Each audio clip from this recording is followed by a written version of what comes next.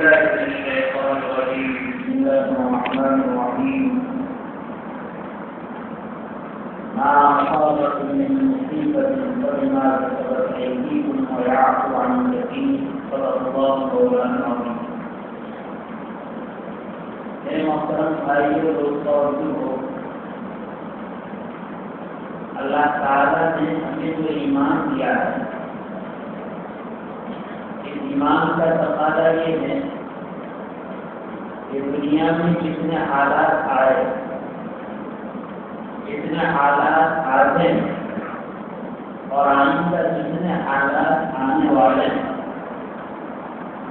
قوم کے ایمان کا تقاضا یہ ہے کہ وہ یقین کرے اس بات کا کہ سب اللہ کی طرف سے ہے۔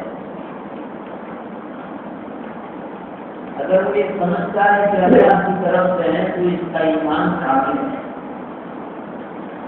اور اگر اس سلسلے میں اس کی کچھ اور رائے ہے تو اس کو اپنے ایمان کی خبر لینی چاہیے، حفاظت کرنی چاہیے۔ اس ملک میں اس وقت جن حالات سے ہم دو چار ہیں، جوان، بوڑھا، مرد، عورت، امیر، غریب، شہر کے رہنے والے، دیہات کے رہنے والے، ہر سب پریشان ہیں اور عجیب پریشانی ہے۔ لوگوں کی گھر اور تجوریاں پیسوں سے بھری ہوئی ہیں، لیکن اپنے آپ کو مفلس سمجھ رہے ہیں۔ یہ ہمارے لیے ایک بہت بڑا سبق ہے، اور سبق یہ ہے کہ اللہ نے برسر اقتدار لوگوں کی طاقت دی کہ جو نوٹ آج تک جاری تھے، جب انہوں نے اعلان کر دیا کہ اس کی حیثیت نہیں تو وہ کھوٹے بن گئے۔ اللہ کے لیے جو عمل کیا جاتا ہے، اگر اللہ کہتے کہ وہ عمل درست ہے، اخلاق کے مطابق ہے، تو اس کی حیثیت ہے، اور اب تعالی شانو کہے کہ میرے دربان میں اس کی کوئی حیثیت نہیں، اس کے اخلاق نہیں ہے، تو یہ عمل کی کھوٹے ہے، بیکار ہے۔ ایسے وقت میں ہمیں کیا کرنا چاہیے؟ ظاہری چیز ہے، ایمان تو ہمارا یہ ہے کہ یہ حالت اللہ کی طرف ہے، تو ایسے وقت میں مرد کو، عورت کو اجتماعی طور پر، انفرادی طور پر رجوع اللہ کرنا چاہیے۔ اللہ کے سامنے اپنے گناہوں کی معافی طلب کرنی چاہیے۔ لیکن بہت حیرت اور افسوس کی بات ہے، حالات بڑھتے چلے جا رہے ہیں، مستقبل بہت تاریخ نظر آ رہا ہے، پریشانی آئے دن بڑھتی چلی جا رہی ہے۔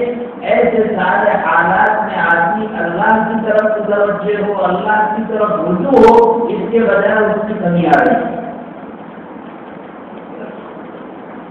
یعنی یہ کہنا چاہیے کہ جس بیماری میں ہم مبتلا ہے، اس بیماری کے بیماری ہونے کا احساس بھی ختم ہو چکا ہے۔ آدمی کو کوئی پریشانی ہو، کوئی تکلیف ہو، تو اس پریشانی اور تکلیف کو ہٹانے کی سعی اس کو کرے گا، کوشش اس کو کرے گا جبکہ اس کو بھی اس بات کا احساس ہو کہ یہ مصیبت ہے، یہ پریشانی ہے۔ اور اگر کوئی آدمی کی مصیبت اور پریشانی کو بجائے مصیبت اور پریشانی کے راحت بن دے تو وہ کبھی بھی اس چیز کے لیے آمادہ نہیں ہوگا کہ یہ راحت مجھ سے چلی جائے۔ سوال یہ ہوتا ہے کہ ایسا بھی ہوتا ہے کہ آدمی پریشان ہو اس کو راحت سمجھ لے، آدمی مصیبت میں ہو اس کو آرام سمجھ لے۔ ہاں ہوتا ہے، کیا آپ نہیں دیکھتے کسی آدمی کو پیلیا ہو جاتا ہے تو اس کی طبیعت اس کا ہو اور اس کا مزاج ایسا بگڑ جاتا ہے کہ میٹھی چیز اس کو میٹھی محسوس نہیں ہوتی، کڑوی چیز اس کو کڑوی نہیں لگتی، نمکین اور موری چیز کا اس کو احساس نہیں ہوتا۔ بعض مرتبہ یہ ہوتا ہے کہ کڑوی چیز پسند آتی ہے، میٹھی چیز پسند نہیں آتی، مزاج بگڑ چکا ہے۔ اور بہت آسانی سے ہم سمجھ سکتے ہیں، ہم مسلمان ہیں، اللہ نے ہمارے اندر شرم و حیا رکھی ہے، اس شرم و حیا کے نتیجے میں زیادہ نہیں 10 سال 15 سال پہلے چلے جائیے. اگر ہمارے کسی بھائی سے ہماری کسی بات سے بے حیائی کا ایک کام ہو جاتا تھا تو ہمارے شرم کے ہماری گردن جھک جایا کرتی تھی. ارے کیا ہو گیا, خاندان کی اس نے کیا کر دی. لیکن جب یہ بے حیائی دھیرے دھیرے دھیرے عام ہونے لگی, شرم و حیا نکلنے لگی, اس کے بعد ایسے بے شمار واقعات ہماری بستی میں, ہمارے محلے میں, ہمارے گھروں میں, ہمارے معاشرے میں, ہماری سوسائٹی میں عام ہونے لگے. اس کا احساس ختم ہو گیا. اور ہر گناہ کا یہ حال ہے, جب تک معاشرے میں اور کمیٹی میں عام نہیں تھے وہاں گناہ کا احساس تھا, لیکن جب یہ گناہ عام ہو گئے تو گناہ کے گناہ ہونے کا تصور ختم ہو گیا. آج کل ہم سب کا حال کچھ ایسا ہی ہے. اللہ کی طرف سے حالات ہے, اللہ کی طرف سے آزمائش ہے, اللہ کی طرف سے اللہ کی طرف رجوع ہونے کی نشانیاں ہیں, تعزیت ہیں, اللہ کی طرف سے اللہ کی طرف رخ موڑنے کی تدبیر ہے. لیکن آدمی ان مسائل کو, ان حالات کو بجائے مسائل کے آرام سمجھ رہا ہے, پریشانی کو راہ سمجھ رہا ہے, بہار بگڑ چکا ہے. اس لیے بیماری کو بیماری, مصیبت کو مصیبت, تکلیف کو تکلیف سمجھنے کے لیے تیار ہے. لیکن آپ جانتے ہیں جس بیمار کو اپنی بیماری کا احساس ختم ہو جائے اور بیماری میں بظاہر اسباب کے درجے میں جتنی چیز نقصان ہے وہ اس کا استعمال کرتا چلا جائے تو آخر کیا ہوگا. دنیا دار اسباب ہیں, اسباب کے درجے میں یہی چیزیں اس کی موت کا سبب بنی. اور تو بدل ہے, اس کا وہ بدل ہے, لیکن اسباب دنیا دار اسباب ہے, اسباب کے درجے میں یہی چیز ایک دن اس بیمار کے لیے موت کا سبب بن جائے گی.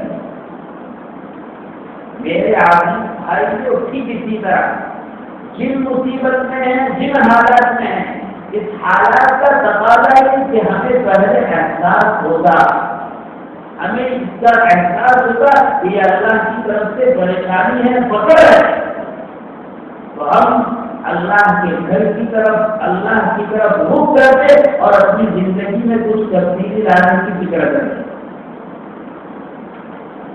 اور ایسا نہیں کہ اس بات کا احساس نہیں ہے. بے شمار مدارس میں جب سے یہ حالات پیدا ہوئے ہیں, کہیں نوافل کا اہتمام, کہیں ذکر و اذکار کا اہتمام, کہیں ختم یاسین کا اہتمام, کہیں ختم خاصان کا اہتمام.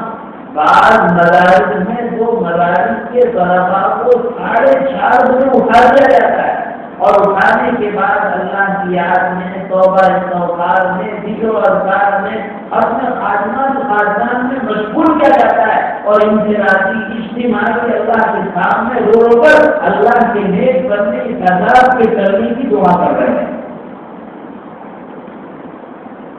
جو آدمی صحت مند ہے اور اس کو اس بات کا احساس ہے کہ صحت اللہ کی بہت بڑی نعمت ہے, تندرستی اللہ کی بہت بڑی نعمت ہے اور اس کی حفاظت میں اس کی واجب ہے. جب معمولی بیماری ہوتی ہے تو متوجہ ہوتا ہے, چوکنا ہوتا ہے, اسباب کے درجے میں یہ بیماری کیسے پیدا ہوئی, اسباب کے درجے میں اس کا اظہار کیا ہے, اللہ کے نبی کی تعلیم کیا ہے اور علاج کا سلسلہ کیا ہے, کون سی چیزیں بتائی اس میں مفید ہے, کون سی چیزیں مفید ہیں, کس چیزوں کو خود سے پرہیز کرنا چاہیے, کس چیزوں کو استعمال کرنا چاہیے. آدمی جب صحت مند ہے, صحت کا احساس ہے, اللہ کی نعمت ہونے کا احساس ہے, وہ اپنے کو حفاظت کرتا ہے. اور اسباب کے درجے میں یہ غلط نہیں, یہ ضروری ہے. نبی کریم صلی اللہ علیہ وسلم امام متوکلین میں ہونے کے باوجود اسباب اختیار فرما دیتے اور صحابہ سے بڑھ کر اسباب اختیار فرما دیتے. بعض غزوات اور بعض جہاد میں نبی کریم صلی اللہ علیہ وسلم کے صحابہ نے ایک فوجی کرتا اور زرا پہنا ہے, نبی کریم صلی اللہ علیہ وسلم نے 2 زرے پہنے. لیکن آج ہماری حالت یہ ہے کہ اس حالات کو ٹالنے کے لیے, اس حالات سے باہر نکلنے کے لیے جو اسباب اختیار کرنے چاہیے, آج کچھ اسباب کو ہم چھوڑ چکے ہیں. اور وہ اسباب کیا ہے؟ جس خدا کو ناراض کر کے یہ مصیبت موڑی ہے، دوبارہ سچے دل سے توبہ استغفار کر کے اسے خدا کو منانا ہے، اسے خدا کو راضی کرنا ہے۔ لیکن یہ سب باتیں جو ایسی ہو چکی ہے کہ ایسے حالات میں یہ جو کہا جاتا ہے کہ تم مولویوں کی رٹری ہے، توبہ کرو، یہ کرو، وہ کرو، اور پھر بعد مرتبہ تو ایسا ہوتا ہے جن کے پاس مال و دولت ہے، بینک بیلنس سے کوئی پریشان نہیں ہے، پریشان تو متوسط طبقہ ہے، درمیانی طبقہ ہے، بہت بڑا ہے نہیں۔ اگر دیکھنے کے اعتبار سے متوسط طبقہ پریشان ہے، غربا کا طبقہ پریشان ہے، آپ یقین مانیے جو بہت سارے مال و دولت کے مالک ہے، ذہنی اعتبار سے، قلبی اعتبار سے بے انتہا پریشان ہے۔ میرے عزیز بھائیوں، ایسے وقت میں کم سے کم ہمیں اپنے گناہوں کا خیال کر کے ان گناہوں کو چھوڑنے کی ترتیب اختیار کرنی چاہیے، اللہ کے سامنے گڑ گڑانا چاہیے، ہمارے دن میں نماز قضائے ادا کرنی چاہیے، ہمارے دن میں لوگوں کے حقوق ہے اس حقوق کو لوٹانا چاہیے، ہم نے کسی پر ظلم و زیادتی کی ہے اس سے معافی تلافی کرنی چاہیے، کسی کے حق کو مارا ہے اس حق کو ادا کرنا چاہیے۔ یہ حالات میں اگر ان چیز کی طرف متوجہ نہیں ہوئے، سمجھو کہ ہماری طبیعت ایسی بگڑی کہ بیماری کا احساس سے ختم ہو گیا۔ دنیاوی بیماری کے احساس سے ختم ہونا، اس کا انجام ظاہری طور پر جس طرح موت ہے، اللہ نہ کرے ان حالات سے حالات ہونے کا احساس ختم ہوتا ہے، اور یہ ہمارے ایمان کے خاتمے کا، ایمان کے رہنے کا، ایمان کے سرب ہونے کا سبب نہ بنتا ہے۔ ایسے حالات میں چاہیے تو یہ تھا ہم فرائض کا اہتمام کرتے ہیں، واجبات کا اہتمام کرتے، حرام کاموں کو اپنی زندگی سے نکالتے، لیکن اس سلسلے میں ہم دیکھ رہے جو کوتاہی پہلے سے بڑھتی چلی آ رہی ہے، وہ بڑھتی جا رہی ہے، اس میں کمی کا کوئی لحاظ نہیں۔ اور میں اپنی چلے عبادتوں پر، آپ اپنی چلے عبادتوں پر اتنے مطمئن اور معمول ہیں کہ میں تو نہیں ہوں، دوسروں کی وجہ سے حالات، گنہگاروں کی وجہ سے حالات ہے، ساتھی کو پانے کی وجہ سے حالات ہے، ہر ایک اپنے کو نیک سمجھے ہوئے اور دوسروں کے بارے میں کہنا اس کی وجہ سے حالات رہ کر احساس نہیں۔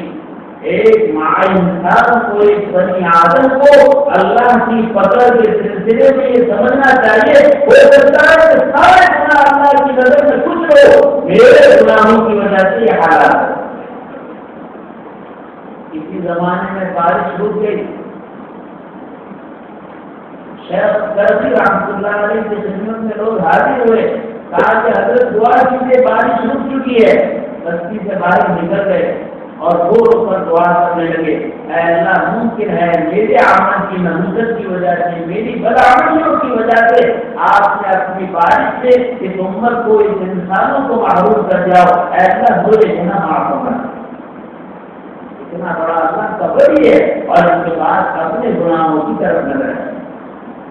ضرورت اس بات کی ہے ایسے وقت میں آدمی اپنے رب کی طرف متوجہ اور اپنے آپ کو قصوروار ٹھہرا کر اللہ سے اپنے معاملے کو صاف کرے۔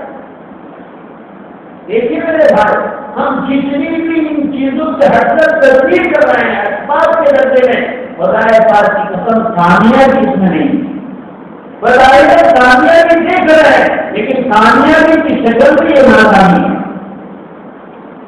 راحت اور آرام کی شکل میں یہ پریشانی اور مصیبت ہے، اطمینان اور چین کے مسئلوں میں یہ ہلاکت اور بربادی ہے۔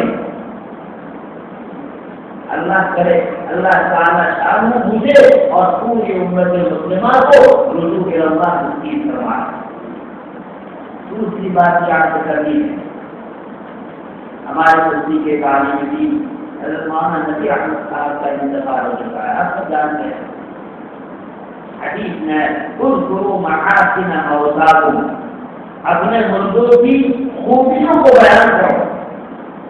اللہ نے فضل فرمایا اس بچی نے وہ عاملہ خاندان میں، بزرگ خاندان میں پیدا ہوئے اور اپنے دور میں اللہ نے ان سے کام لیا، مقصد کے سلسلے میں، مسجد کے سلسلے میں، عیدگاہ کے سلسلے میں، رفاہی کاموں کے سلسلے میں، اور ایسے ایسے لوگوں نے ان سے علم حاصل کیا کہ آج ان کے تقوی اور تقدس کی ختم کھائی جاتی ہے. ہماری سوچی کے عالم ربانی آج اللہ حضرت مولانا عبدالرؤوف صاحب کا اعزاز کرتا ہوں. حضرت مولانا کی شاگرد تھے ہمارے بھائی مولانا مرزوق احمد صاحب، ان کی شاگرد تھے. اور کتنے ایسے لوگ جنہوں نے ان سے علم حاصل کیا، سب پہ خیر کیا. اللہ تعالیٰ کے یہاں تو مغفرت کے بہانا چاہیے اور اپنے وقت کے کبار علماء کو علم حاصل کرنے کا موقع ملا. ہمیں دعا کرنی چاہیے کہ یہ بستی جو علماء کی بستی تھی، علماء یہاں سے اللہ کی دربار میں حاضر ہو رہے ہیں. اللہ تعالیٰ ان اکابر علماء کا نعمت بدل ہمیں نصیب فرمائے. ہمارے گھروں میں اللہ علماء صلحاء اولیاء اصفیاء حفاظ قرآن پیدا کرنا توجہ ہونے کی ضرورت ہے.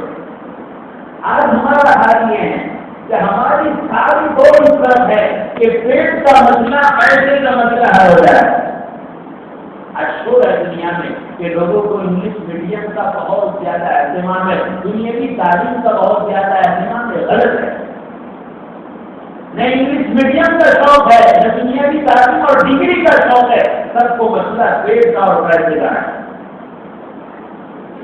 اس وقت اگر ہماری مسجدوں کے متولیات اعلان کر دیں کہ جو آدمی حافظ ہوگا، قاری ہوگا، عالم ہوگا، مفتی ہوگا، محدث ہوگا، اس کے لیے امامت کی جگہ خالی ہے 50,000 روپے کرنا ہے. جو حافظ قاری عالم ہوگا اس کے لیے اذان کی اور اقامت کرنے کی جگہ خالی ہے 45,000 روپے تنخواہ ہے. جو ان صلاحیتوں سے مالا مال ہوگا، ہمارے مقاصد کی جگہ حاضر ہے، ان کو ماہانہ 40,000 روپے دیے جائیں گے. آپ دیکھیے پھر کیا حال بنتا ہے. ڈگری کی تعلیم کی حیثیت نہیں ہے، آج ہمارے ذہنوں میں مال و دولت کی حیثیت ہے. لیکن میرے عزیز بھائیوں، مال و دولت نے نہ کسی کی دنیا بنائی ہے، نہ کسی کی دنیا آباد کی ہے، وہ آخرت کیا آباد کر سکتی ہے. ضرورت اس بات کی ہے ایسے وقت میں اپنے بچوں کو دین کی تعلیم کے لیے فارغ کرے، مشغول کرے. کل ہی کے لیے ایک ایسے آدمی سے ملاقات ہوئی جو 30 سال تک سرکاری محکمے میں بڑی پوسٹ پر تھے.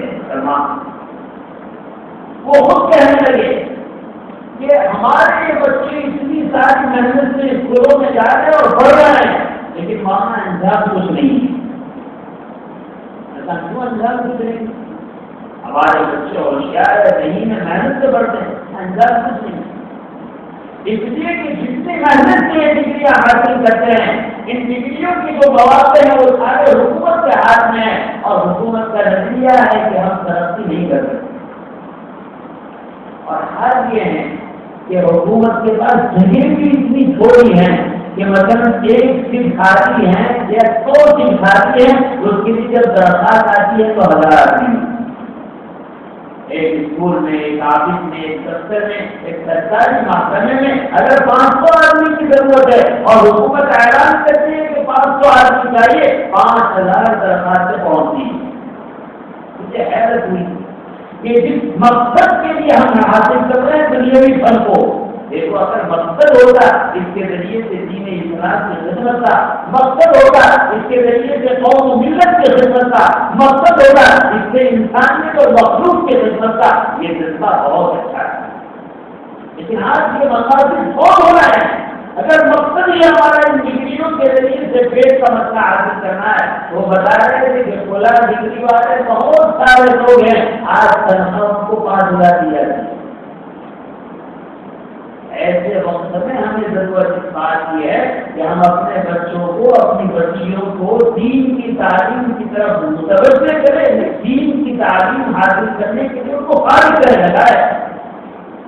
اگر ہماری اولادوں میں دین ہوگا تو اس کی برکت سے ہمارے گھروں میں دین آئے گا، ہمارے نسلوں میں دین کرے گا. میرے بھائی، ہمارے مقصد کا عالم تو یہ ہے، ہم مسلمان گھر میں پیدا ہوئے ہیں، ہم سمجھتے ہیں ہم تو ایسے مسلمان ہیں کہ کچھ بھی کرے سب کچھ ہو سکتا ہے، اسلام میں کوئی فرق نہیں آتا.